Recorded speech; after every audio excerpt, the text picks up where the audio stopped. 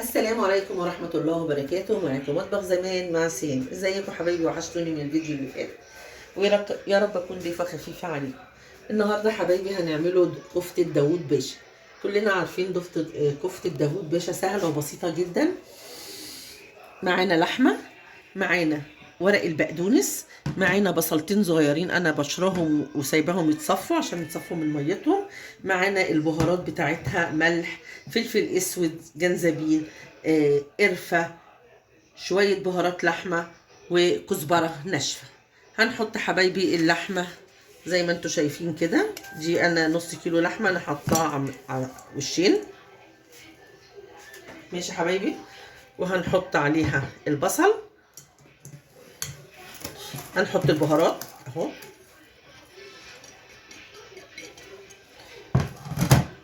والبصل زي ما انتوا شايفين قلت لكم عايزه اصفيه خالص، مش عايزه فيه الميه.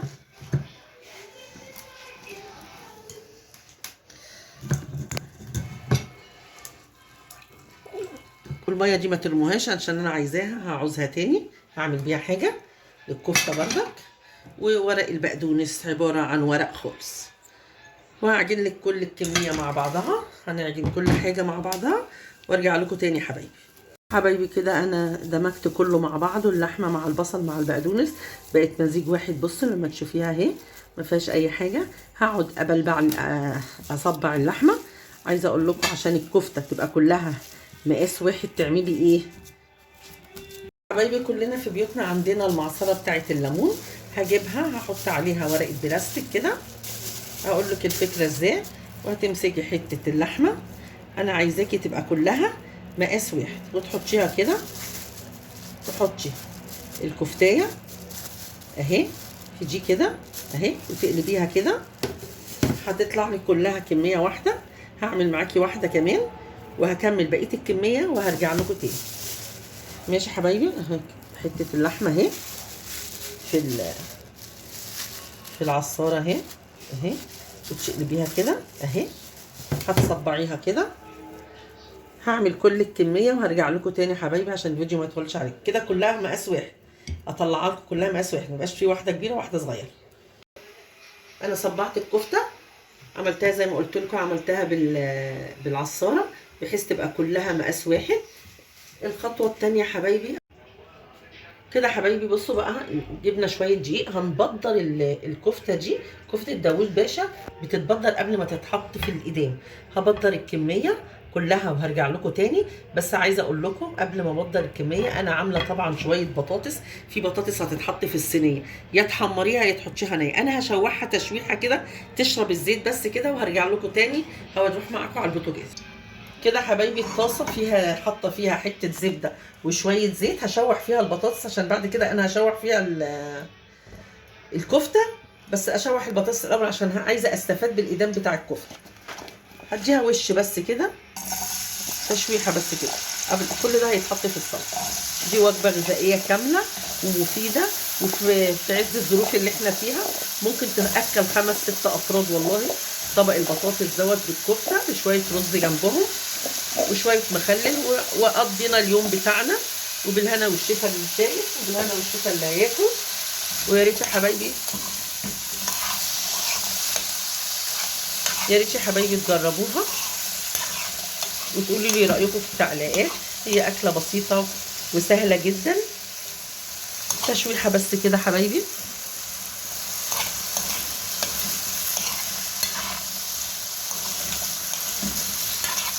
في بيحطوها نيه، يعني في بيحطوا البطاطس نيه. انا ما بحبش احط يعني كده، يعني بطعم الاكل شويه. الاكل لما بتطعميه، انتوا اللي بتاكلوا، عيالك اللي بياكلوا الاكل يعني.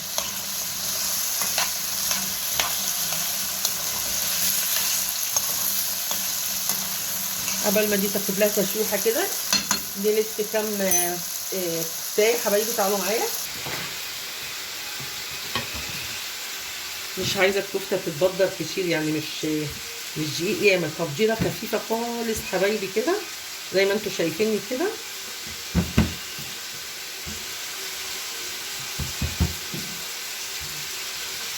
انا ماشيه معاكم خطوه بخطوه.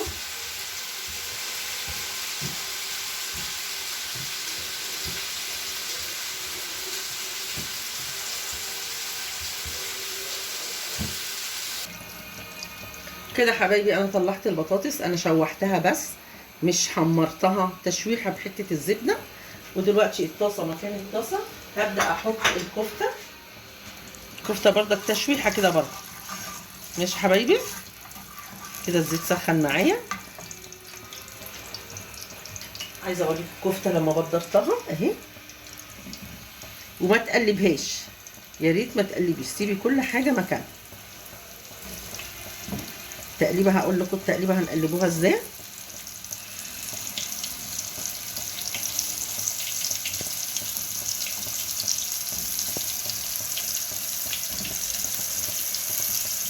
الكفته اتشوحت هبدا اطلعها.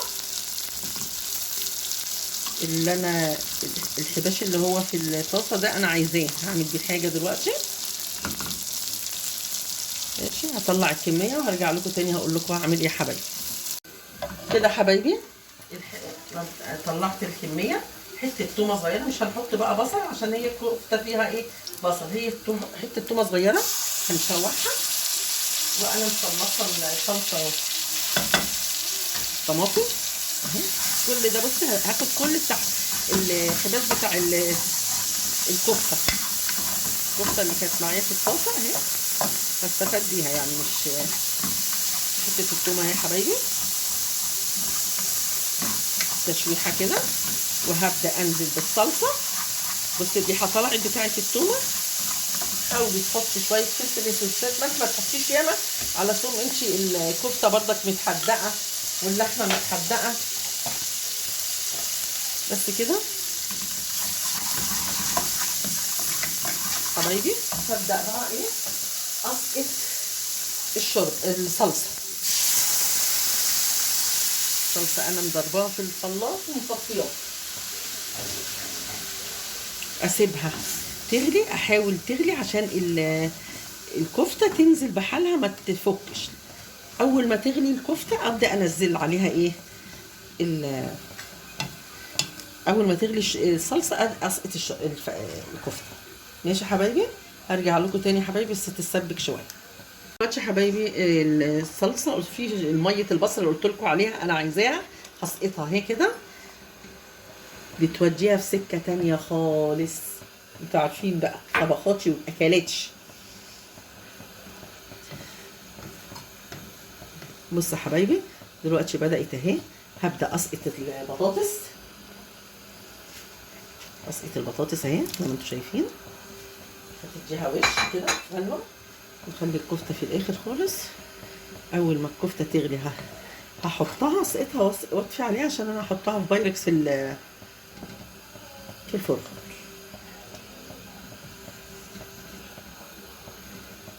بدات تغلي اهو زي ما انتوا شايفين يا حبايبي، سهله وبسيطه وفي ثواني تخلصيها، اكله في ثواني تخلصيها.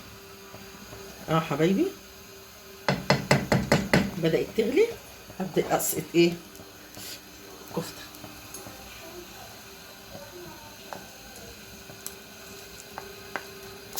الكفته والايدام بتاعها ينزل برضك في الصلصه اهو.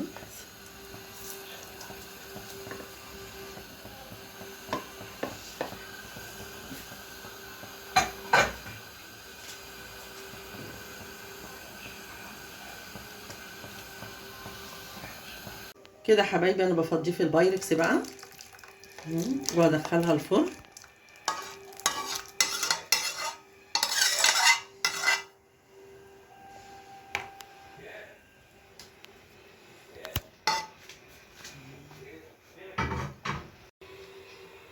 كده حبايبي انا فضيته في البايركس اهو بعد ما خد غلوه على النار، وهدخله الفرن ياخد وش، وهقدمه لكم جنب الرز. وبالهنا والشفا اللي شايف، وبالهنا والشفا اللي هياكل. اكله بسيطه وسهله جدا وما فيهاش اي حاجه. هنحطه في الفرن دلوقتي يا حبايبي. نروح الفرن، نحط الفرن اهو ياخد وش.